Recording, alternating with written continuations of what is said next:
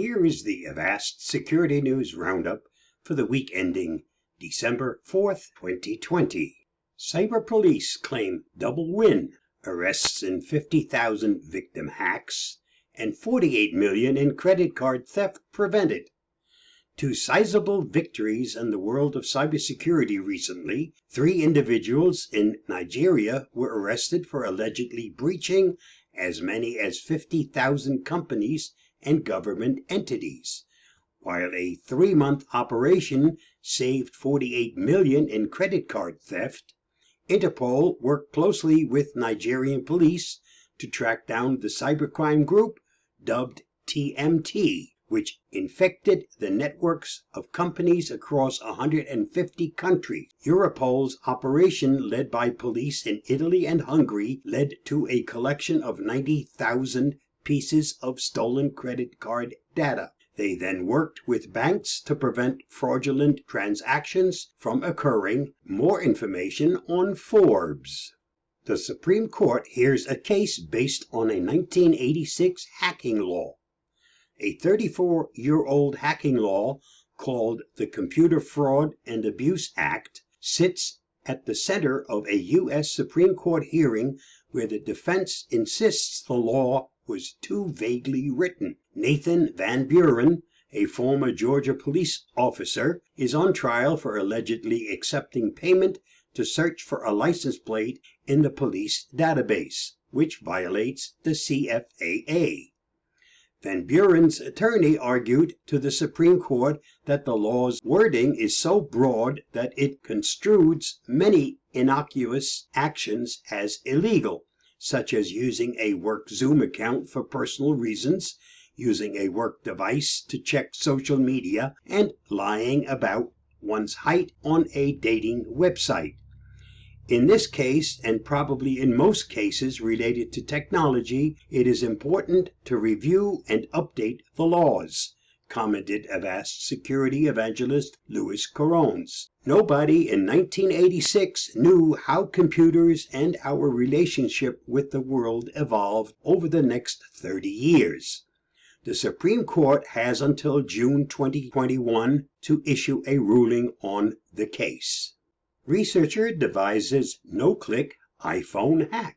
A white hat hacker from Google's Project Zero stunned the IT world earlier this week when he published a blog post detailing an exploit that would allow hackers to gain remote access to an entire device without any required clicking or accepting from the user.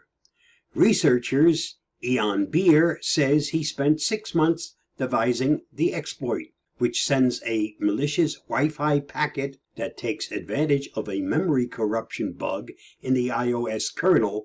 He was inspired, he said, by the iPhone AirDrop functions. As we all pour more of our souls into these devices, an attacker can gain a treasure trove of information on an unsuspecting target, Beer cautioned in his post.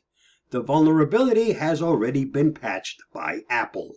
Google adds end-to-end encryption to Android messaging app. Last week, Google announced that it would be rolling out a beta version of its Android messaging app that now features end-to-end encryption using the Signal protocol. The new encryption standard, Signal has its own app, but the Signal protocol has been adopted by a host of others, receiving endorsements about its unparalleled security and privacy from the likes of Edward Snowden and WhatsApp founder Brian Acton. Some point to its perfect forward secrecy as the protocol's standout feature. To learn more about Signal encryption, see the article on Wired. Facebook and Google get backlash for Vietnam censorship. Amnesty International has accused tech giant Facebook and Google of far-reaching complicity by blocking posts that criticize the Vietnam government. These platforms have become hunting grounds for censors, military cyber troops, and state-sponsored trolls. The platforms themselves are not merely letting it happen, they're increasingly complicit, said an Amnesty spokesperson. Since April, instances of Facebook restricting content in Vietnam has gone up by 983%. The Vietnamese government also requested that Google remove over 3,000 YouTube videos. More on BBC. A remote access Trojan found in NPM ecosystem. Researchers have discovered malicious files trying to camouflage as a database package in the NPM environment. As NPM is an open ecosystem, users can upload new packages that have not been screened. The malicious files were labeled jb.js and db/json.js, and if downloaded, they release a remote access Trojan, RAT, into the victim's computer, which gave hackers full access to the system. Learn more at Bleeping Computer. And that wraps up the Avast security news for this week. Stay safe. See you next week. Bye-bye.